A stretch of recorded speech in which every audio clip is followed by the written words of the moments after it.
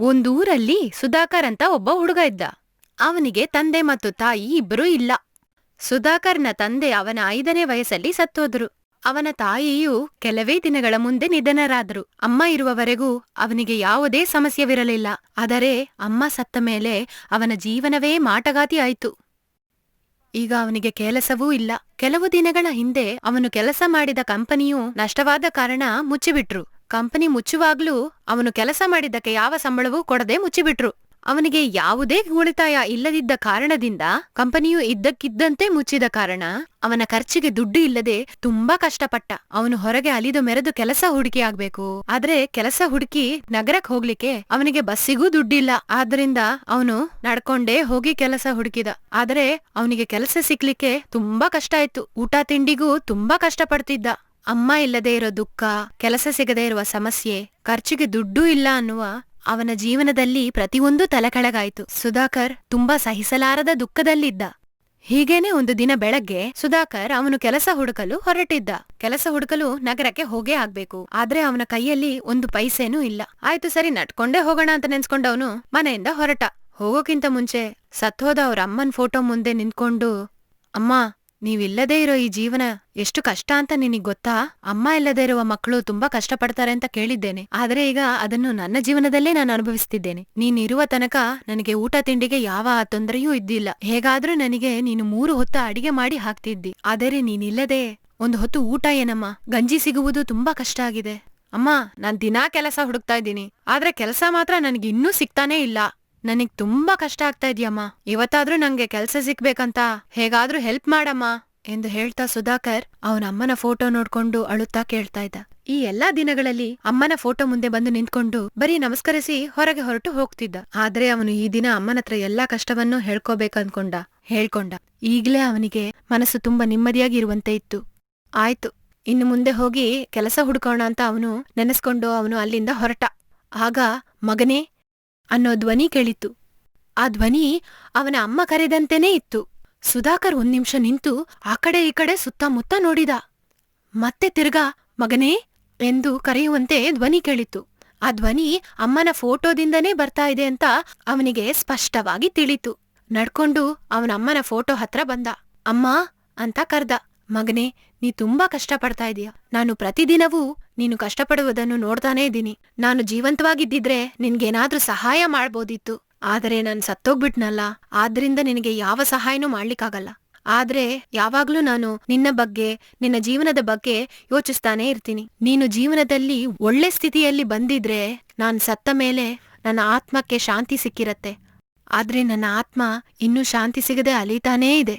ನೀನು ಜೀವನದಲ್ಲಿ ಒಳ್ಳೆ ಸ್ಥಿತಿಯಲ್ಲಿ ಬಂದ ಮೇಲೇನೆ ನನ್ನ ಆತ್ಮಕ್ಕೆ ಶಾಂತಿ ಸಿಗತ್ತೆ. ನೀನ್ ಕಷ್ಟಪಟ್ಟಿದ್ದೆಲ್ಲ ಸಾಕು. ಇನ್ನು ಮುಂದೆ ನೀನ್ ಕಷ್ಟಪಡಬೇಕಿಲ್ಲ. ನಾನು ನಿನಗೊಂದು ನಿಧಿ ಇರೋ ಸ್ಥಳನ್ನ ಹೇಳ್ತೀನಿ. ಆ ಜಾಗನ್ನ ನೀನೋಗಿ ತೋಡು, ನಿನಗೊಂದು ನಿಧಿ ಸಿಕ್ಕತ್ತೆ. ನಮ್ಮ ಊರಿನ ಹೊರಗೆ ಒಂದು ಒಣ ಭೂಮಿ ಇರುತ್ತೆ. ಅಲ್ಲಿ ಕಳ್ಳಿ ಸಸ್ಯ ಒಂದಿರುತ್ತೆ. ಆ ಕಳ್ಳಿ ಸಸ್ಯದ ಕೆಳಗೆ ಆ ನಿಧಿ ಇರುತ್ತೆ. ಅದನ್ನ ನೀನೇ ಇಟ್ಕೋ ಎಂದು ಅಮ್ಮನ ಫೋಟೋನಿಂದ ಬಂದ ಧ್ವನಿ ಹೇಳಿತು.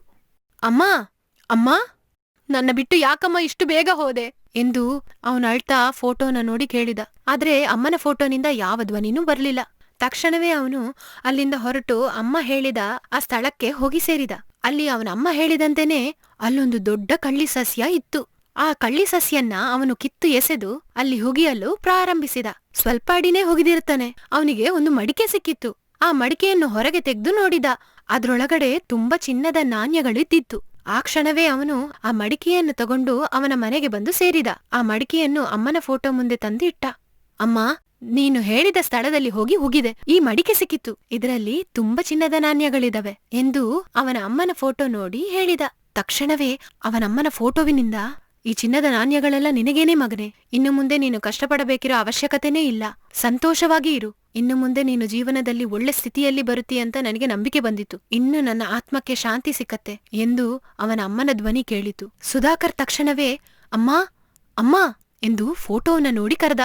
ಆದ್ರೆ ಫೋಟೋವಿನಿಂದ ಯಾವ ಧ್ವನಿಯೂ ಬರ್ಲಿಲ್ಲ. ಅವನ ಅಮ್ಮನ ಆತ್ಮಕ್ಕೆ ಈಗ ಶಾಂತಿ ಸಿಕ್ಕಿತ್ತು. ಸುಧಾಕರ್ ಅವನಿಗೆ ಸಿಕ್ಕಿದ ಚಿನ್ನದ ನಾಣ್ಯಗಳನ್ನು ಮಾರಿ ದುಡ್ಡು ಮಾಡಿ ಆ ದುಡ್ಡಲ್ಲಿ ಅವನು ಬಡವರಿಗೂ ಸಹಾಯ ಮಾಡಿದ. ಆ ದುಡ್ಡನ್ನ ಒಳ್ಳೆ ರೀತಿಯಲ್ಲಿ ಖರ್ಚು ಮಾಡ್ಬೇಕಂತ ಸುಧಾಕರ್ ಯೋಚನೆ ಮಾಡಿದ. ಅವನು ಒಂದು ಸ್ವಂತ ವ್ಯಾಪಾರವನ್ನು ಆರಂಭಿಸಿದ.